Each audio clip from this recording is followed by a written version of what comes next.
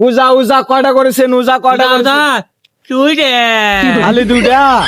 আমি তামিন তামিন কামের জন্য উজা করা পারেননি? টাকা নেই যে পুরে গেছে তাতে তামা না দিতে তাম নেই টাকা নেই পুরে গেছে আবার খাওয়া বাবে তেল লিবেতে বাবু টাকা নেই তেল লিবেতে কত কথা আয় আয় আয়